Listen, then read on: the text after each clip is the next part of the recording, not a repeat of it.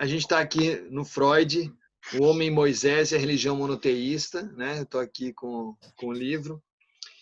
E no terceiro ensaio, na seção B, que é o período de latência. Bastante interessante já esse título, né?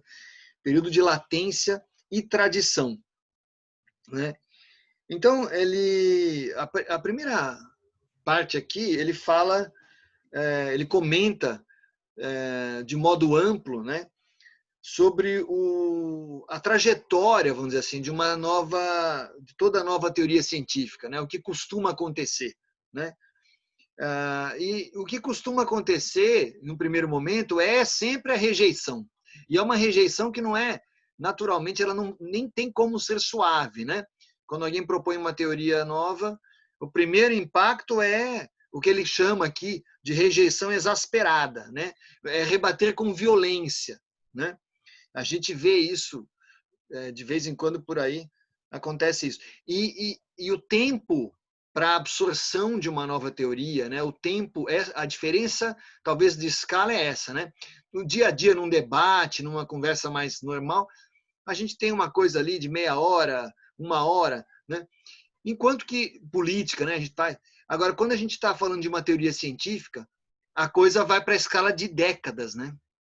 Então, isso é um ponto que ele fala, né, da rejeição e essa trajetória, né, que demora às vezes décadas, até que essa rejeição vá aos poucos sendo derrubada e muitas vezes aquilo acaba sendo visto depois como um grande progresso, né?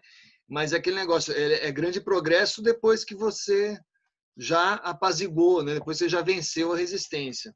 Mas é uma trajetória que ele inclusive comenta uma coisa que eu gosto aqui, que é a dimensão afetiva disso. Então a gente podia dizer que mesmo a rejeição, aliás, principalmente a rejeição da teoria, de uma teoria nova, é uma rejeição afetiva também, no sentido de que é uma prisão, né, afetiva. Você não quer se desapegar daquilo que você acostumou a entender, né? Posso fazer na paralaxe aqui, eu posso falar da faculdade, quando a gente dá aula de física, no meu caso, né, rapidinho assim, uma digressão, e aí a gente tem às vezes que dizer em algumas situações para o aluno, olha, então lembra aquilo tudo que você aprendeu? Então, não é, não é bem aquilo. O que gera assim, uma certa estranheza, né? Claro que o aluno em geral fica quieto, faz uma cara, tal, não chega na rejeição exasperada, mas tem esse estranhamento, vamos dizer assim, né? Então a novidade ela vem junto com o estranhamento, ok? Então ele fala aqui de luta de opiniões, né? Desde o início adeptos a adversários, e aí a gente também vê no dia a dia, né? O que eu chamo de discussão, por vezes, futebolística. Quando a gente fala discussão futebolística, quero dizer discussão afetiva mesmo, né? Cada um com o seu afeto preso àquela ideia, né? Então, eu acho que é disso que ele está falando. E aí vem uma dessas sacadas brilhantes, eu sou fã, né? Quando ele fala de uma analogia, né, entre todo esse processo na vida psíquica. Então ele transfere isso, né, e mostra que isso é análogo ao que acontece dentro da pessoa, muitas vezes, né? Então é a luta interna, né? É aquela do será, né? Será que é isso mesmo? E você não, às vezes, com dificuldade de aceitar, né? Então pensa nessa dimensão afetiva, nessa dimensão de choque e transfere isso para dentro de você, né? E ele comenta isso daí. E aí, de novo, é preciso tempo, né? Então, aí eu estou seguindo aqui, ele fala, tem um momento que ele cita a expressão, ele fala neurose traumática, né? Então, depois de um acidente, né? Aconteceu alguma coisa, demora um tempo e aí surge, né? Você identifica isso como neurose traumática, ou seja, um tempo que acontece entre o acidente e essa resposta é o que ele, por analogia, de novo, aí na questão da saúde, chama de período de incubação, né? É o sujeito que está com Covid, mas vai começar a tossir daqui a uma semana e 10 dias depois está no hospital. Então, tem um período de incubação. né? E ao qual ele dá o nome de latência, né? E aí ele vai trazer isso para a discussão, enfim, dos ensaios que ele vem fazendo aqui, né? Então aí ele traz isso para a historiografia. Aqui tem um parágrafo maior, onde depois ele recomeça dizendo: já expusemos repetidas vezes o que aconteceu em Cádiz, né? Então estou nessa parte aqui, quando as duas partes do povo judeu se reuniram para adotar uma nova religião. Então comenta dessa parte e vai falar da historiografia, né? Aqui eu marquei um trecho onde ele comenta, é muito interessante o conceito de historiografia, a ideia de como a história é fluida, né? Principalmente essa história antiga, esses relatos, que está vindo da antiguidade, isso, e como isso é fluido, né? Talvez a gente possa dizer, em grande parte, isso por conta da ausência do escrito, da palavra escrita, né? Então era uma historiografia bastante oral, baseada na tradição, né? Onde você tem aquela dimensão que lá para frente ele vai até fazer a ponte com as artes, né? Com a poesia, né? Onde você conta de um jeito bonito. Então você vai, ao longo do tempo, desenvolvendo a narrativa, né? E nesse sentido você vai moldando a própria história, né? A maneira como você conta isso. E ele coloca aqui num trecho como se ainda não se tivesse dado conta do conceito de falsificação. Não passa. Isso não é uma coisa, né? Aliás, vamos dizer uma coisa aqui. Inclusive o conceito de autoria é uma coisa recente na história da humanidade, tá? A gente hoje tem muito essa coisa de autoria, mas aqui eu lembrei disso, né? Quer dizer, Mozart pegava um monte de temas de outros músicos, tá? Improvisava, criava obras incríveis. Ninguém estava preocupado quem que era o primeiro autor daquilo, quem que inventou. Não. Então não tinha. Então é mais ou menos por aí, né? Uma historiografia que vai sendo moldada, né? Sem se preocupar demais com essa coisa do jornalístico, né? A Kátia não está aqui, Ô, mas... Paulo, Oi, fale. ô, Paulo, você falou do Mozart, né? Outro exemplo que inclusive aparece aí nessa sessão é o Homero, né? Quem foi Sim, Homero, né? A gente para ver quem foi Homero. Homero foram muitas pessoas, sabe? Quem foi Pitágoras, sim, sabe? sim. Pitágoras, que foram muitas pessoas. Eu acho que essa noção da autoria, ela, ela, ela só. Não estou dizendo que antes disso não haviam autores, que eram eles mesmos. Mas ela só pode ser levada a sério mesmo depois que Descartes vem e funda um sujeito filosófico. Claro, Sartre iria ficar bravo com isso, mas que as ideias elas não vêm de Deus, entendeu? Sabe que as ideias elas são de um indivíduo, sabe? De uma coisa pensante, sabe? Mesmo que Sim, essas ideias sim. dessa coisa pensante correspondam às regras que Deus deixou pré-estabelecidas ali. Enfim, Perfeito. pode continuar. Só Não, quis legal. abrir o Não, legal. que aparece. É verdade. O penso logo existo é importante aí. Penso logo existo também está muito corretamente associado a essa ideia, noção de autoria, né? Quer dizer, peraí, então eu posso ser autor, né? Começa aí, perfeito, é isso mesmo. Então, aí ele fala da tradição, que era um complemento, né? Tradição oral, né? E ao mesmo tempo uma contradição ao que a gente pensa como historiografia, né? Aí ele diz aqui, tem um trecho que é legal de falar, a tradição estava menos submetida à influência de tendências distorcedoras, poderia ser mais verídica do que o relato fixado por escrito. Porém, sua confiabilidade padecia por ser mais inconstante e mais indeterminada. Então, é uma dubiedade aí, né? A gente está entre o escrito e o oral podendo ser mais verídico, mas ao mesmo tempo também mais sujeito a esses, vamos dizer, esses desvios de rota, né? E aí, a partir do que o Murilo falou, também quero lembrar o seguinte, que se a gente pensar antes até de Descartes, o conceito de na Renascença, tal, tinha a coisa da autoria ser muitas vezes o nome que aparecia era o nome do rei, era o nome do cara que financiava.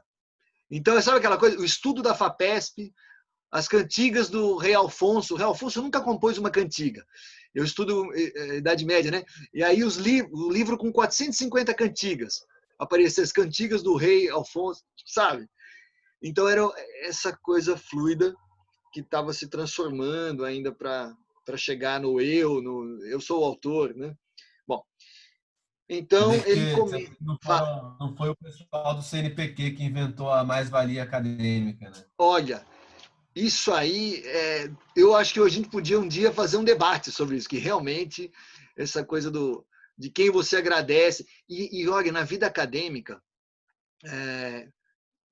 para ser assim elegante, eu vou dizer que não poucas vezes eu me vi diante de situações desse tipo, né? Então, assim, tem um cara que é, entre aspas, o dono do laboratório.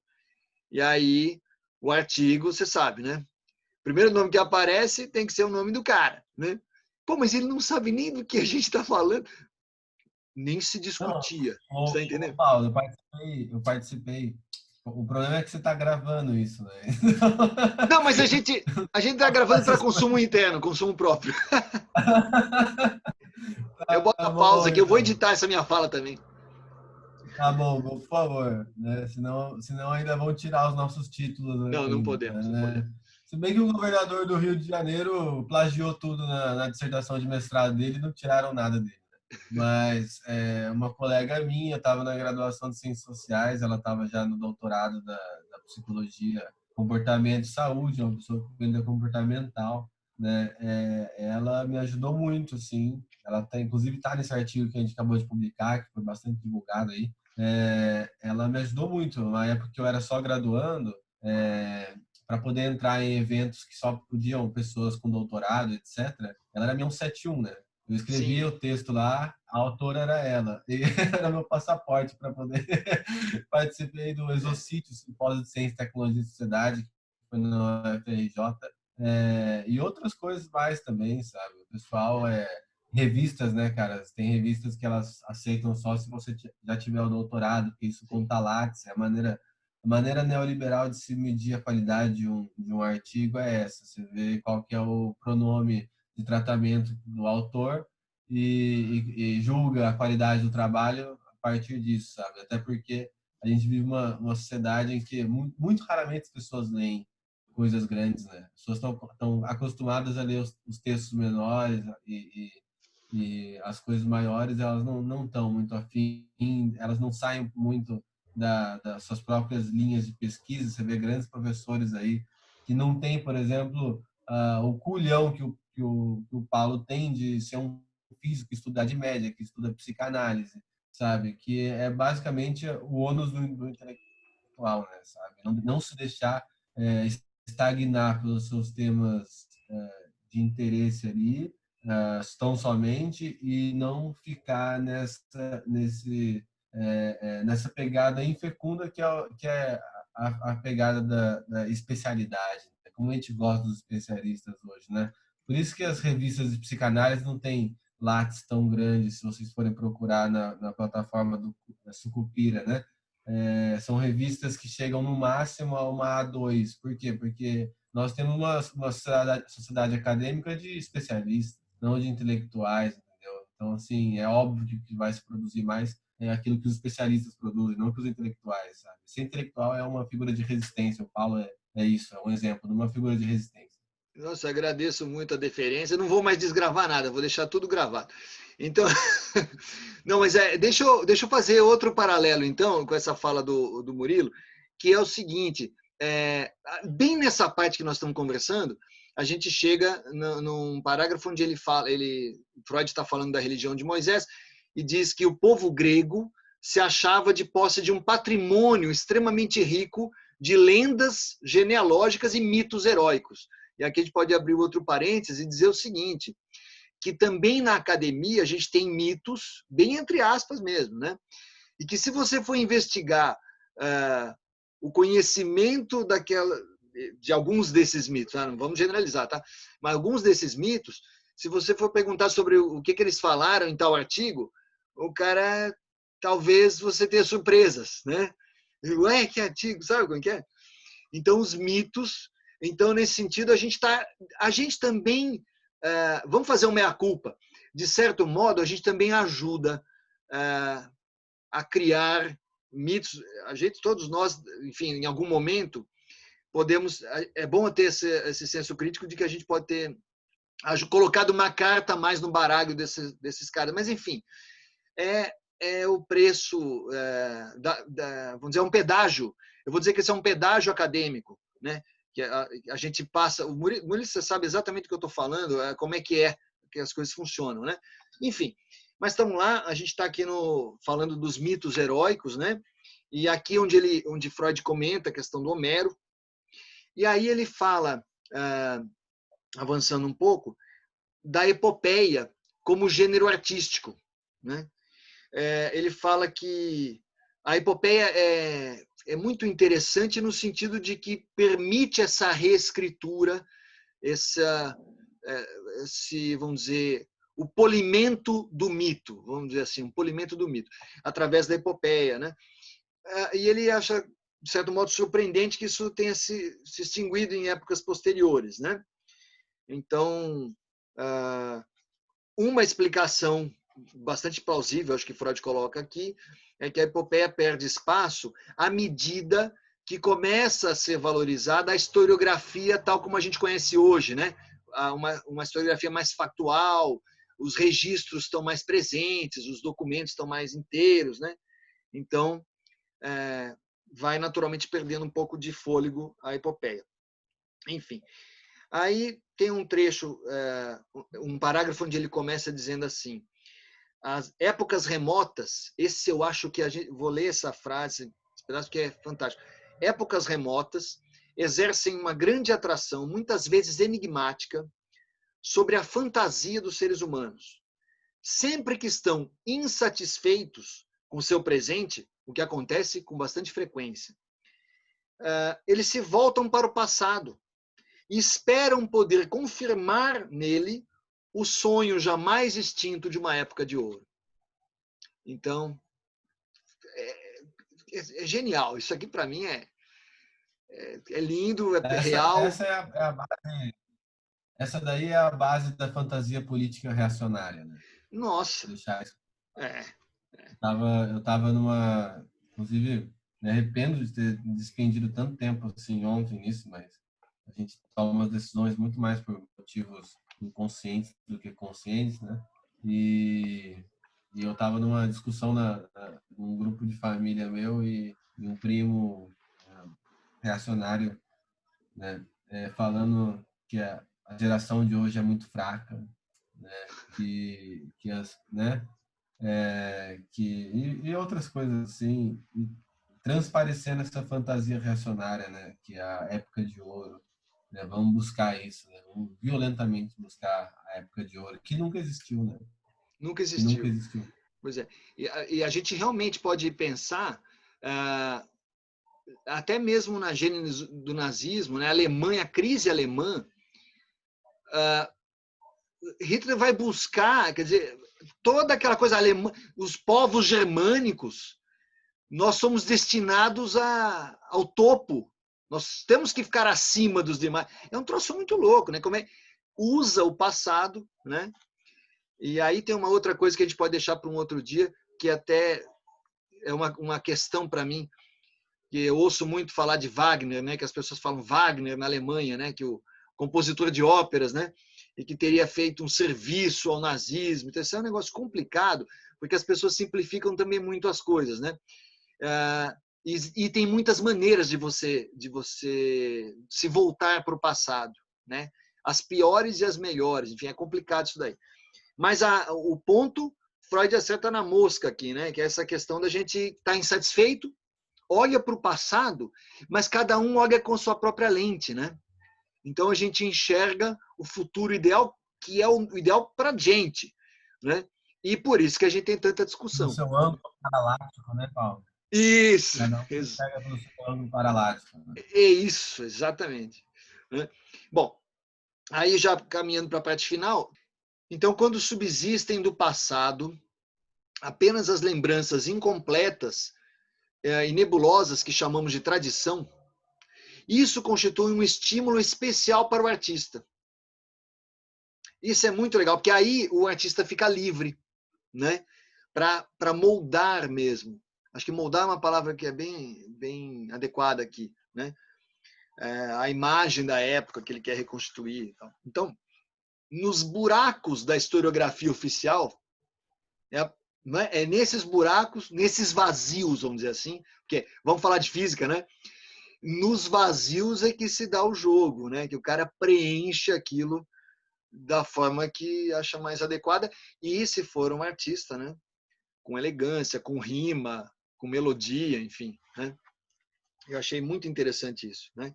Então, as lembranças incompletas, elas são um problema, mas podem, em alguns casos, ser uma solução, a incompletude, né?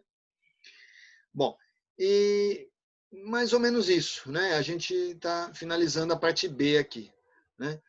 Ele, então, termina dizendo da importância da tradição para a poesia e a analogia com o caráter da epopeia. E aí ele usa isso para explicar, ele acha que talvez seja por aí que se explique o fato de que a tradição mosaica, que diz que transforma o culto de Jeová na antiga religião de Moisés, quer dizer, essa apropriação, né, que acontece na questão da religião mesmo, né, mas acho que transcende um pouco a religião. E aí ele termina o item B e começa o C de modo brilhante também, mas não vamos dar spoiler. Mas era isso que eu tinha pensado, estava pensando de falar. Você chegou a ler o seu, Paulo? Eu só comecei, na verdade. Eu li o primeiro trecho do C aqui, né? Tá. Você quer apresentar na próxima semana o C ou você quer deixar para mim? Olha, eu estou animadíssimo com esse texto, mas vai de você. Eu me disporia, se deixa vocês decidirem, eu topo. Pode apresentar. Eu apresentei as últimas 2 reuniões, acho, desse livro. Você pode apresentar essa e mais a próxima, não tem Tá problema. bom, De qualquer forma, eu vou ler, porque claro. eu tô acompanhando essa leitura, né? Uhum. Paulo, adorei tua apresentação, ficou muito boa. Que bom. Muito boa mesmo. Ah, eu gostaria de ler algumas partes do texto Claro. que me chamaram muita atenção. A Uhum. primeira é uma parte um tanto quanto grande, mas eu vou ler aqui. A nova verdade desperta resistências emocionais. Estas encontram expressão e argumentos pelos quais as provas em favor da teoria impopular não podem ser discutidas. Ele está falando aqui de várias coisas, né? Ele intencionalmente está se referindo à teoria da evolução do Darwin, mas também a Uhum. gente pode entender que ele está falando sobre a religião mosaica, que ele está falando também sobre a psicanálise, né? Ele continua, né? O combate de opiniões toma um certo período de tempo. Desde o princípio, há adeptos e oponentes. Tanto o número quanto o peso dos primeiros continuam a crescer, até que, por fim, levam a palma. Durante o tempo de luta, o assunto com que ela se relaciona jamais é esquecido. Mal nos surpreendemos que o curso inteiro dos acontecimentos toma uma extensão considerável de tempo. E provavelmente não apreciamos suficientemente que aquilo que estamos interessados constitui um processo de psicologia de grupo. Quer dizer, hoje, né, eu lendo aquela edição que ele contou com o artigo do presidente da SBP, né, que falava, queria trazer vários argumentos ad hominem, né, argumentos falando da vida privada do Freud, coisas extremamente discutíveis, né, me vinha, claro, um sentimento de eu preciso defender a psicanálise. Ao mesmo tempo, uma das coisas que a psicanálise propicia para a gente é essa reflexão de que esse sentimento ele também não é dos mais bem-vindos, né? Que isso constitui uma psicologia de grupo, né? Me lembrei aqui agora do Albert Camus falando em A Peste, né? Que para vencer a peste, só o que conta é a honestidade, né? E o que mais a gente encontra nos textos do Freud é honestidade, na Sim. minha parte, é isso, sabe? Por exemplo, quando Freud se vê deparado com a questão da metapsicologia, ele deixa isso muito bem claro, que ele não gosta da metapsicologia, que ele chama a metapsicologia de bruxa. Ele não sabe como explicar aquilo, né? E aí entra uma coisa interessante também, né? Por que a gente critica a psicanálise se referindo tão somente a Freud e a gente critica a psiquiatria se referindo aos últimos textos que saíram, sabe? Os mais recentes, né? Eu estou lendo o Seminário 1 do Lacan e ele fala uma coisa que eu achei muito bonita. Nós, e isso serve para a gente aqui do grupo, né? Do GAP, nós não seguimos Freud, nós o acompanhamos, né? Isso significa que a gente não tá preso à psicanálise como ela era na primeira metade do século XX. A psicanálise se desenvolve, sabe? E cabe a nós, né, acompanhar essa coisa freudiana que foi se desenvolvendo ao longo do tempo, né? Constituir a psicanálise como obra fechada nunca foi não existe obra fechada, entendeu? Não existe obra fechada. Toda obra ela continua, ela tem seus seguidores. Por exemplo, estou me deparando no Seminário 1 com a resposta lacaniana à questão da metapsicologia. Eu queria mostrar uma coisa para vocês. O Paulo, que é físico, com certeza vai gostar bastante disso, que é esse esquema aqui, ó, que é o esquema do vaso. Né? Maravilhoso, né? O esquema do vaso. Sim, sim. Esse esquema Muito legal. esse esquema que o Lacan faz para a gente é para explicar que não é porque uma coisa é virtual, não é porque uma coisa não está dada como um objeto real, que ela não possui sua própria ontologia, que ela necessariamente é do jeito que o Freud queria mesmo que fosse, não muito não com muito gosto ele queria que fosse isso, uma representação no sentido platônico, no sentido kantiano, sabe, no sentido metafísico. Se Lacan traz, por exemplo, a física óptica para poder explicar as libidos, é porque essa metapsicologia ela tem seu lugar na física, entende? É possível pensar a questão da libido dentro de um paradigma materialista, sabe? Não necessariamente a gente tem que se recorrer o que a teologias, né? A gente deixa com todo respeito aos junguianos, mas a gente deixa o panteísmo para eles, né? A teoria dos arquétipos a gente deixa para eles, né? E não tô aqui tirando com eles aqui, não tô fazendo graça com eles. É que é isso mesmo, entendeu? Enfim, então acho que aqui eu já pude falar, né? Sim, aí ele fala, isso na vida mental, resistência para com o que é verdadeiro, mas contradiz seus desejos e convicções. Em todas as aulas eu nunca, em nenhuma aula de neurologia, de psicofarmacologia, nenhuma aula de psicologia mais voltada para as biológicas, eu nunca neguei aquilo, entendeu? Sabe, eu sempre falei desde o primeiro semestre que a matéria que eu mais gostava era neuropsicologia, essas matérias assim, porque elas trazem para mim coisas que eu não sabia. Eu venho das ciências sociais, eu sou um sociólogo, aprendi muito nessas matérias. Agora, não me limito a isso, entendeu? Freud não tem uma teoria biológica, ele tem uma teoria psicanalítica, sabe? Então, assim, nessas próprias aulas, inclusive vão muito bem nessas matérias. Hoje a professora de farmacologia falou que minha resposta ficou muito boa, ficou melhor da sala, a resposta da prova lá, que era para falar sobre um remédio antidepressivo, etc. Tenho maior respeito. Eu acho que isso tem que ter mais respeito aos paradigmas, sabe? E paradigmas como porque nesses artigos que eu estava lendo, estão me ouvindo, gente? Eu estava Sim, travado. tô ouvindo. Tá, não, é que travou aqui. Mas nesses artigos que eu estou lendo, de crítica à psicanálise, que saíram aí nesse periódico de 2020, aí, não me lembro o nome da revista agora, eles vêm com uma epistemologia que não é menos desatualizada do que a própria metapsicologia do Freud, né? Eles vêm com uma epistemologia que vem de um epistemólogo que estava estudando as ciências, as hard sciences, né? Física, química, etc., que é o Karl Popper, para poder falar de falseacionismo, dizendo que como se a cognitivo comportamental tivesse falseacionado a psicanálise, quando na verdade a gente tem vários outros epistemólogos que vão dizer para a gente que a ciência se desenvolve de uma maneira que não é necessariamente falseacionista. Ô, Paulo, você é físico. A física quântica, ela falseacionou a física mecânica? De jeito nenhum. Muito bem colocado.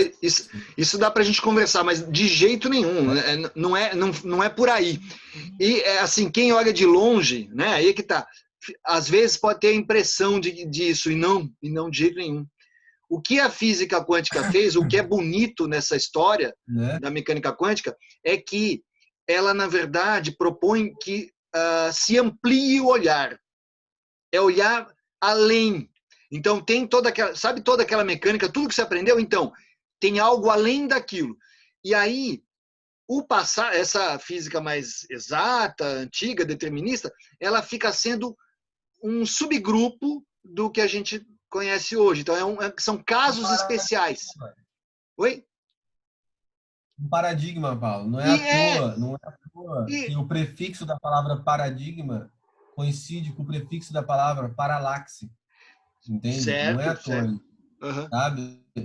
Então, para essas pessoas que acham que uma teoria falseaciona outra, eu só digo, sabe? Para com isso. Isso. Sabe? Paralaxe. Viu? Paralaxe. E nós estamos parando aqui o primeiro trechinho.